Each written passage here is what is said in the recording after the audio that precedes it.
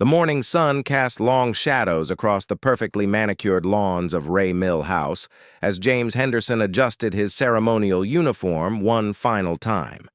After 23 years of faithful service as a palace guard, this would be his last official duty before retirement. The irony wasn't lost on him that his final assignment would take him to the private estate of Queen Camilla, a place he had never imagined stepping foot inside. James had received the unusual request 3 days earlier through official channels. Her Majesty required assistance with what was described as a delicate matter of historical significance at her Wiltshire home. The details were sparse, but the request came with the highest level of authorization. As someone who had dedicated his life to protecting the crown, James accepted without question, though curiosity gnawed at him during the drive through the English countryside. Ray Mill House stood before him like something from a period drama, its honey-colored stone walls weathered by centuries of English seasons. The Queen Consort herself greeted him at the front door, a gesture that surprised James. Protocol usually dictated that staff would handle such meetings, but Camilla's warm smile and genuine handshake immediately put him at ease. "Mr. Henderson, thank you for coming," she said, her voice carrying both gratitude and something else he couldn't quite identify. "I'm afraid this isn't a typical request, but I believe you're exactly the person I need for this particular task." She led him through elegantly appointed rooms filled with antiques and family photographs, each space telling stories of a life well lived. The house felt lived in rather than museum-like, with books scattered on tables and fresh flowers in every room. As they walked, Camilla explained the situation that had brought him here. "About a month ago, while sorting through some storage areas in the basement, my staff discovered a locked room that apparently hadn't been opened in decades," she began. "The previous owners had mentioned something about royal connections to the house, but we never really investigated. When we finally managed to open the door, we found something quite extraordinary." They descended a narrow staircase that James hadn't noticed from the main floor. The basement was cooler and carried the musty scent of age and forgotten things. Camilla produced an old brass key and led him to a heavy wooden door tucked away in a corner. The lock turned with some effort, and the door swung open with a creak that seemed to echo through time itself. James stepped into the room and gasped. Before him lay what could only be described as a treasure trove of royal artifacts. Paintings in gilded frames leaned against the walls, their subjects bearing the unmistakable bearing of nobility. Silver tea services sat on cloth-covered tables, their surfaces dulled by years but still recognizably exquisite. Crystal decanters caught the light from Camilla's torch, casting rainbow patterns across the walls. "My God," James whispered, his trained eye immediately recognizing several pieces. "These belong to the royal collection." Camilla nodded solemnly. "That's what we suspected. But there's more, and this is why I specifically requested you." She moved deeper into the room, her torch illuminating a particular corner where several items sat carefully arranged on a velvet-covered table. "We believe these belonged personally to Queen Elizabeth." James felt his breath catch in his throat. On the table sat a collection of items that seemed almost sacred in their simplicity. A pearl-handled letter opener that he had seen the late Queen use countless times during his service. A small silver frame containing a photograph of the royal corgis that had once sat on her private desk. A leather-bound journal with the royal cipher embossed on its cover. "How did these end up here?" James asked, his voice barely above a whisper. "We're still piecing that together," Camilla replied. "The house has changed hands several times over the years, and it appears that at some point, possibly during the war years, these items were moved here for safekeeping. The records are incomplete, but we found some documentation suggesting they were placed here temporarily and then simply forgotten as time passed and people died or moved away." James moved closer to examine the items, his hands trembling slightly. During his years of service, he had developed a deep reverence for Queen Elizabeth, not just as a monarch but as a person. He had witnessed her kindness, her dedication, and her unwavering sense of duty. To see her personal possessions sitting in this forgotten room felt both miraculous and heartbreaking. "Why me, Your Majesty?" he asked, turning to face Camilla. "Surely there are others more qualified to handle such valuable artifacts." Camilla's expression softened, and for a moment, James saw past the royal title to the woman beneath. "Because you knew her, James. You saw her every day, protected her, understood her routines and preferences. These aren't just artifacts to you, they're memories. I need someone who will handle them with the love and respect they deserve, someone who understands their true value beyond their monetary worth." She paused, her own voice becoming emotional. "I want to return these to where they belong, to incorporate them into the royal collection properly, but I also want to ensure that her memory is honored in the process. This isn't just about cataloging objects, it's about preserving a piece of her life, a piece of history that was almost lost forever." James felt the weight of the responsibility settling on his shoulders, but rather than feeling burdened, he felt honored. This was more than a final duty. It was a chance to serve his beloved queen one last time, even in death. "What would you like me to do?" he asked. "Help me catalog everything," Camilla said. "Help me understand what we have here, what's significant, what stories these pieces might tell. And then help me plan how to return them to the collection in a way that honors both their history and Elizabeth's memory." As they began to examine the items more closely, James shared stories and memories associated with the pieces he recognized. The letter opener had been a gift from Prince Philip early in their marriage. The photograph frame had been a constant companion during the Queen's travels, always placed beside her bed in unfamiliar rooms. The journal contained entries in the Queen's own handwriting, documenting not affairs of state, but personal thoughts and observations about her dogs, her family, and her gardens. "She wrote in this every evening," James remembered, gently touching the journal's cover. "Even after the longest days, she would sit at her desk and write. She said it helped her process the day and clear her mind for tomorrow." Camilla listened intently, occasionally asking questions that showed her deep respect for her predecessor. "I want to understand her better," she admitted. "I want to honor what she built, what she meant to people. These items might help me do that."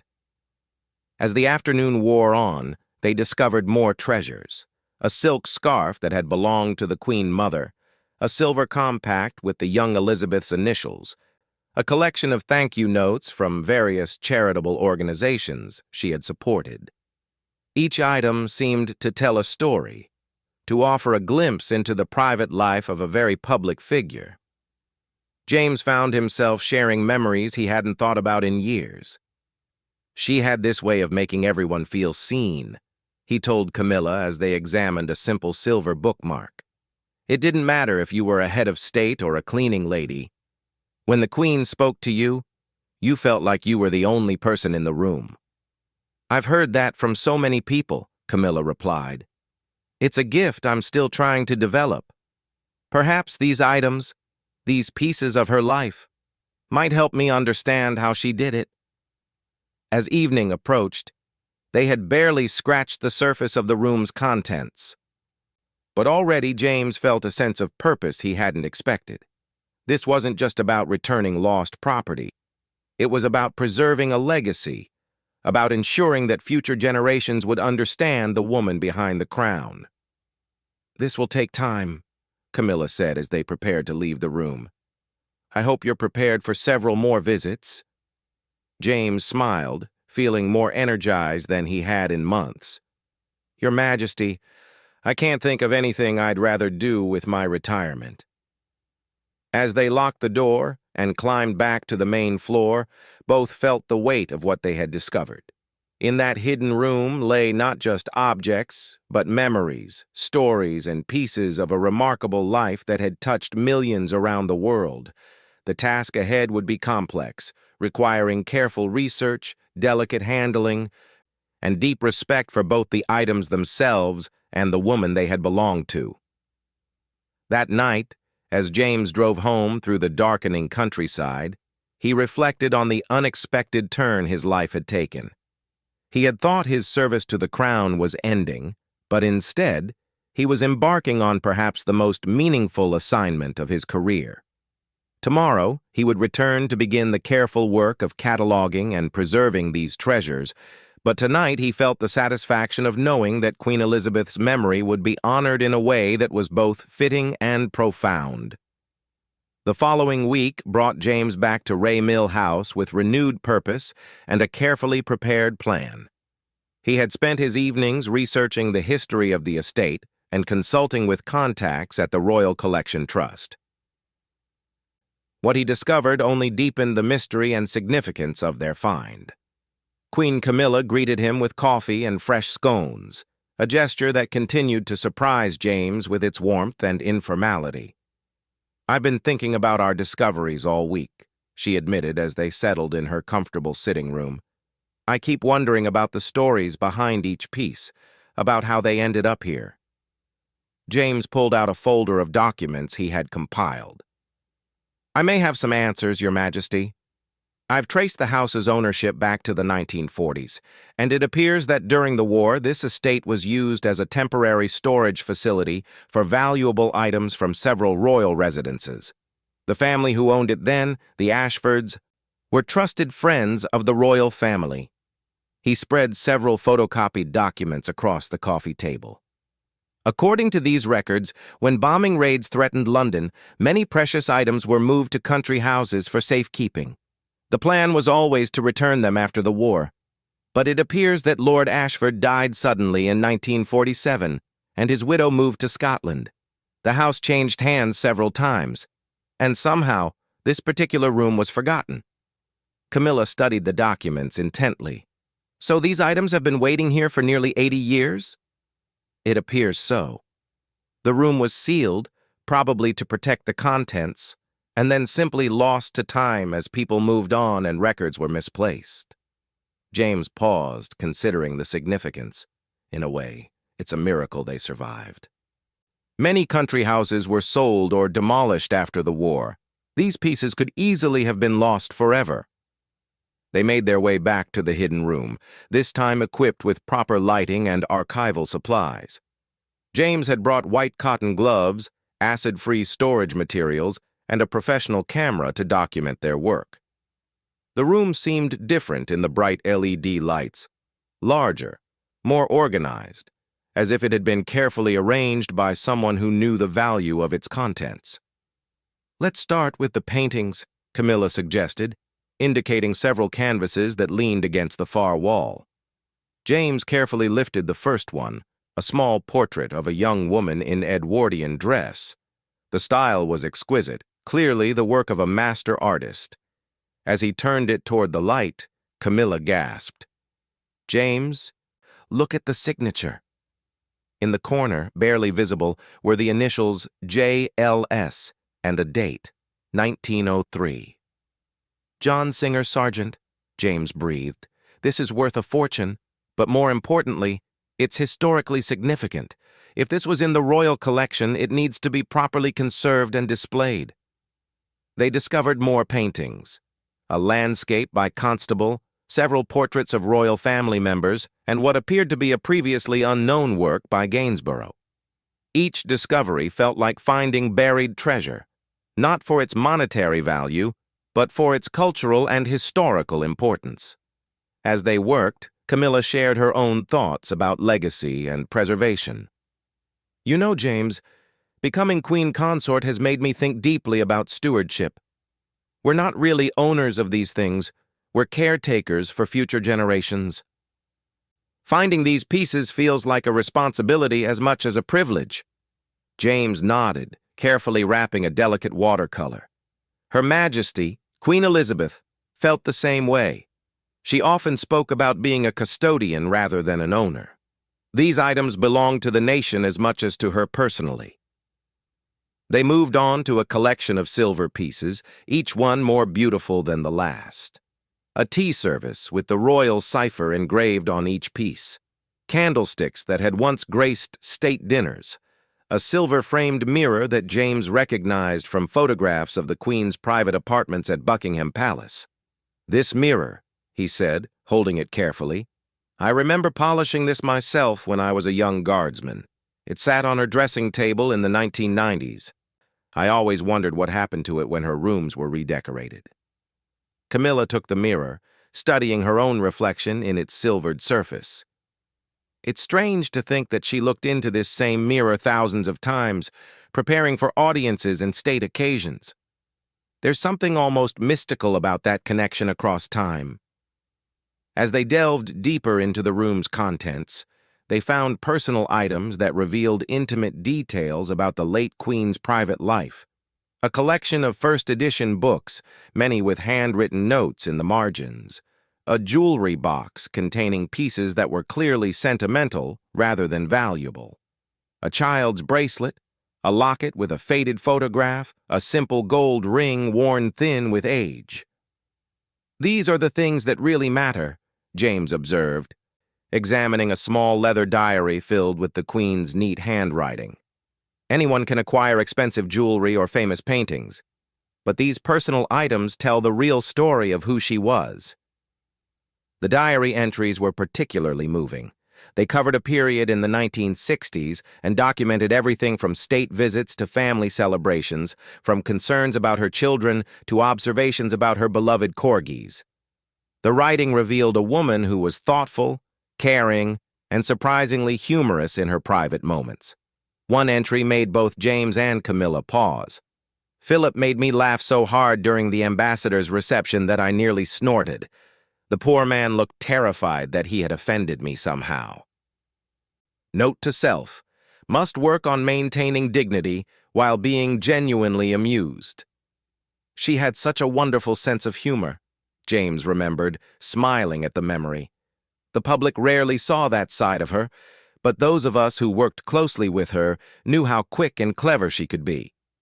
As afternoon turned to evening, they made a remarkable discovery in a corner cabinet they had initially overlooked. Inside, wrapped in pristine white cloth, was a complete set of christening robes that appeared to be centuries old. The embroidery was exquisite, clearly the work of master craftsmen, and the fabric, though aged, was still intact. "These could be the original christening robes," Camilla whispered, examining the delicate lacework. "Every royal baby for generations might have worn these." James consulted his research notes. According to the records, a set of historic christening robes went missing during the war. They were moved for safekeeping and never recovered. These could be them. The significance of the find was overwhelming. These robes represented an unbroken chain of tradition stretching back hundreds of years. Every king and queen, every prince and princess, had potentially worn these same garments on the day of their christening. "We have to get these back where they belong," Camilla said, her voice filled with emotion. "Future royal babies should wear them too. This tradition can't be broken." As they carefully packed away their discoveries for the day, both James and Camilla felt the weight of what they had uncovered.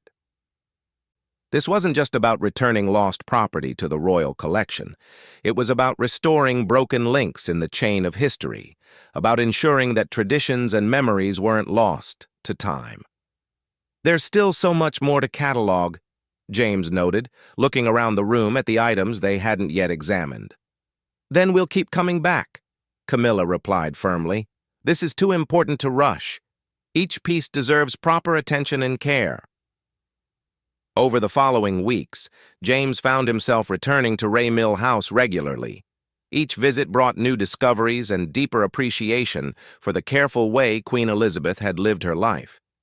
Everything had meaning, everything had a purpose, and everything was connected to the larger story of the monarchy and the nation it served.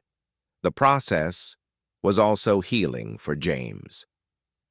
Rather than feeling like his service had ended with the Queen's death, he now felt like he was continuing to serve her memory in the most meaningful way possible.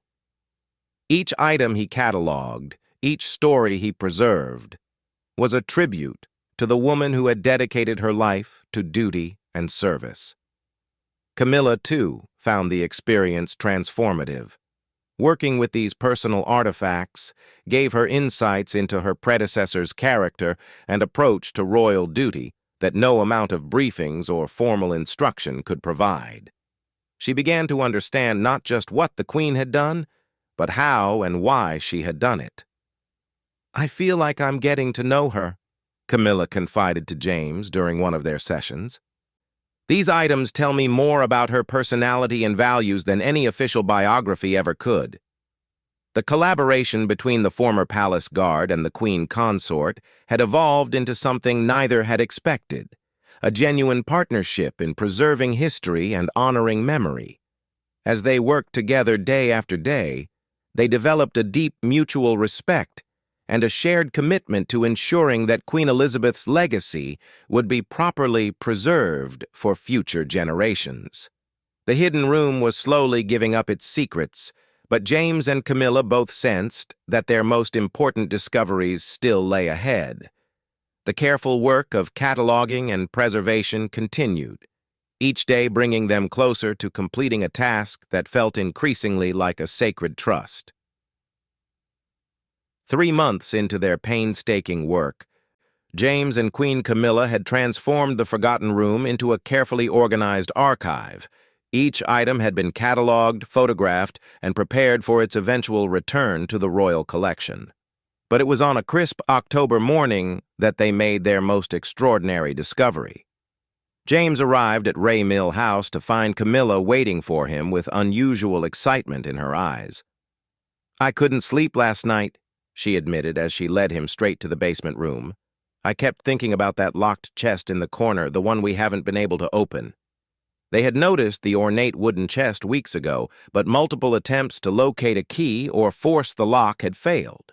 James had contacted specialists, but the chest appeared to be a custom piece with an unusual locking mechanism that would require careful work to open without damaging its contents. "I called in a favor," Camilla continued, gesturing to a distinguished elderly man waiting beside the chest. "This is Master Locksmith Harold Wickham. He's worked on pieces for the Tower of London and Windsor Castle. If anyone can open this safely, it's him." Harold was already examining the lock with a jeweler's loupe, his experienced fingers tracing the intricate metalwork. 17th century, I'd say, possibly commissioned for someone very important, given the quality of the craftsmanship. The lock mechanism is designed to be tamper-proof. Opening it without the proper key requires extreme precision. James and Camilla watched in fascination as Harold worked with tools that looked more like surgical instruments than traditional locksmith equipment. The process took nearly 2 hours, with Harold pausing frequently to examine his progress and ensure he wasn't damaging the ancient mechanism. Finally, with a soft click that seemed to echo through the centuries, the lock yielded. Harold stepped back with a satisfied smile. "It's all yours. The contents should be perfectly preserved. This chest was designed to protect whatever was placed inside." James carefully lifted the heavy lid, and all three gasped at what they found. The chest was lined with silk that, despite its age, retained hints of its original deep blue color. Nestled within were items that clearly represented the most personal and precious possessions of Queen Elizabeth's life. At the center lay a leather portfolio tied with faded ribbon. James lifted it with trembling hands and carefully untied the ribbon, revealing a collection of documents that made his heart race. These weren't official papers or state documents. They were intensely personal letters and writings that spanned decades of the Queen's life. "Love letters from Prince Philip," Camilla whispered, recognizing the Duke's distinctive handwriting on the top envelope. "Written during their courtship." James felt the weight of holding such intimate pieces of history. These letters represented the private moments of two people whose public lives had been endlessly scrutinized, but whose personal relationship had remained largely hidden from the world. "Should we read them?" he asked uncertainly. Camilla considered carefully. "I think we must, at least enough to understand their significance for the collection. These provide insights into their relationship that could be historically important, but we'll handle them with the utmost discretion." The letters revealed a side of Prince Philip that few had ever seen: romantic, thoughtful, and deeply devoted to the young Princess Elizabeth. His writing was witty and intelligent, full of private jokes and tender observations. One letter, dated just before their wedding, brought tears to both their eyes. "My darling Lilibet, tomorrow you will become my wife, but you have been the keeper of my heart for so much longer. I promise to stand beside you through whatever duty may ask of us, to love you not just as my wife, but as the remarkable woman you are, and to remind you always that beneath the crown beats the heart of the girl I fell in love with." Beneath the letters, they found Queen Elizabeth's own writings, private reflections on motherhood, duty, and the challenges of balancing personal happiness with public responsibility. Her words revealed a woman of deep thoughtfulness and occasional vulnerability that the public had rarely glimpsed. One journal entry, dated during the difficult period of her children's divorces in the 1990s, showed her human side. "How does one balance being sovereign with being a mother? My heart breaks for my children's pain, yet I must remain steadfast for the nation. Sometimes the crown feels impossibly heavy, not for its physical weight, but for the emotional burden it demands." As they delved deeper into the chest, they found treasures that told the story of a life lived in service, but never without love. A small velvet box contained the simple engagement ring Philip had given Elizabeth. Not the famous ring seen in official photos, but a plain gold band he had given her privately the night before their official announcement. There was a collection of children's drawings, carefully preserved and labeled in the Queen's handwriting. Charles, age 7, drawing of Mummy and Daddy, Anne's horse very fierce, Andrew's airplane, Edward's garden. Each drawing had been treated like a masterpiece, preserved with the same care given to works by famous artists. Perhaps most touching was a small silk pouch containing pressed flowers from significant moments in their lives: orange blossoms from Elizabeth's wedding bouquet, roses from the garden at Balmoral where Philip had proposed, wildflowers picked during their honeymoon. Each was labeled with its date and significance in the Queen's neat handwriting. "She saved everything that mattered to her," James observed, his voice thick with emotion. "Behind all the ceremony and protocol, she was just a woman who treasured the same simple things we all do." Camilla was examining a leather-bound book filled with photographs, not official portraits, but candid family moments captured over decades. Philip playing with the children in the gardens at Windsor, the Queen laughing at something off-camera during a private moment at Balmoral.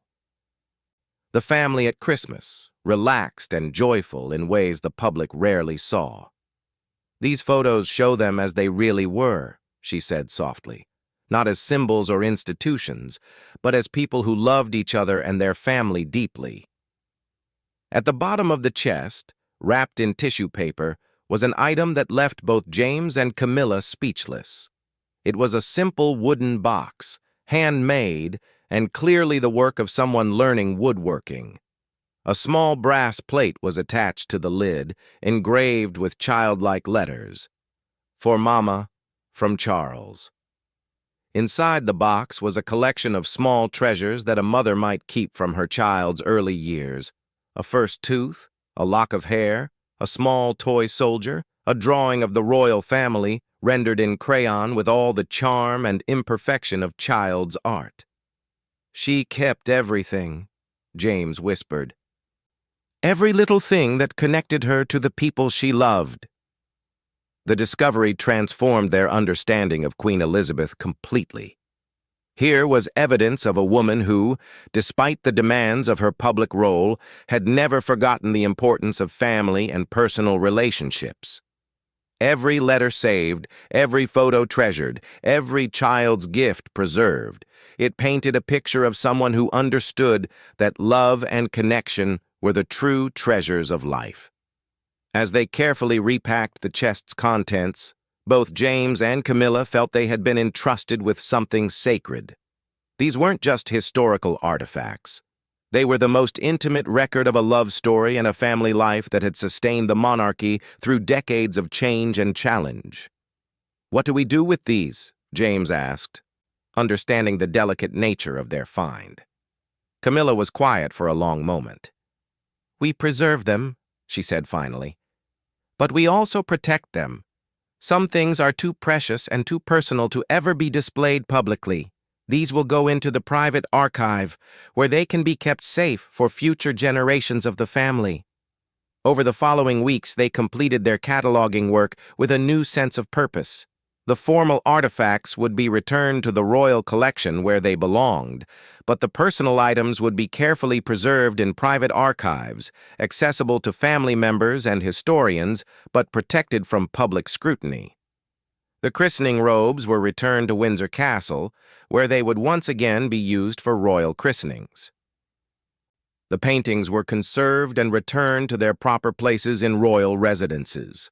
The silver and crystal were restored and incorporated into the collection's displays. But it was the handling of the personal items that gave both James and Camilla the greatest satisfaction.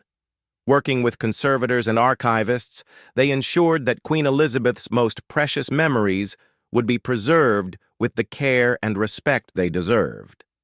On the final day of their work, as they sealed the hidden room one last time, James and Camilla stood together in the basement of Ray Mill House, both changed by their experience.